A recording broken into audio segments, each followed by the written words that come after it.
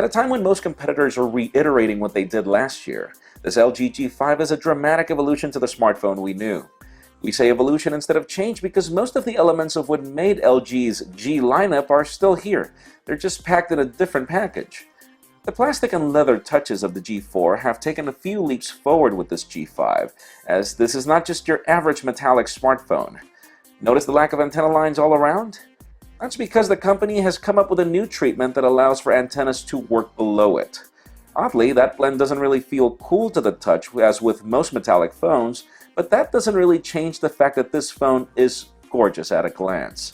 From the inner chamfers at the back to the gentle curves all around and the curved details at the top, this phone looks a lot better in the hand than what you've seen in leaks in the previous days. That's not the only change though. LG did a good job at emphasizing the specs in the presentation. Yes, the Snapdragon 820 is here along with 4 gigs of RAM and 32 gigs of expandable storage via an extended SIM tray, and also making the cut is Qualcomm's Quick Charge 3.0 via USB Type-C. The 5.3-inch Quad HD display is still IPS, but now allows for an always-on mode that LG claims to be superior to AMOLED, and this display can go as bright as 900 nits for when you're out in direct sunlight.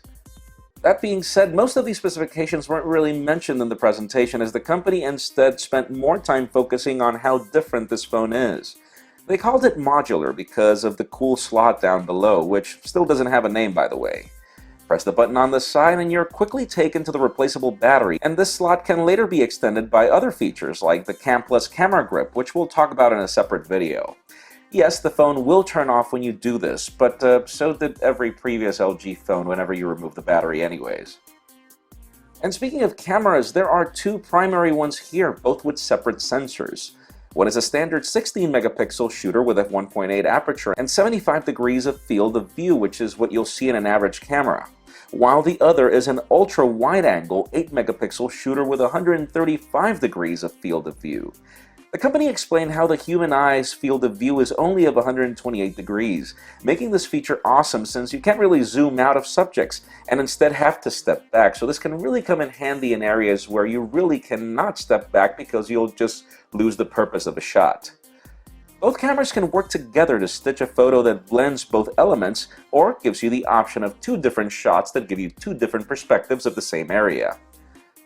Aside from that, the software is Android 6.0.1 Marshmallow running under LG's new UI, which still lacks cohesion here and there, and where the app tray is now gone, as LG claims that it will help in avoiding confusion, though we do know this will be a controversial change.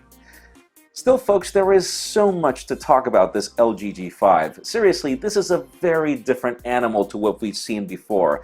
So much so that there are different videos that we are preparing just to talk about the different features and LG's new friends, as they're calling the accessories, that also complement the G5. So stay tuned for these videos coming very soon.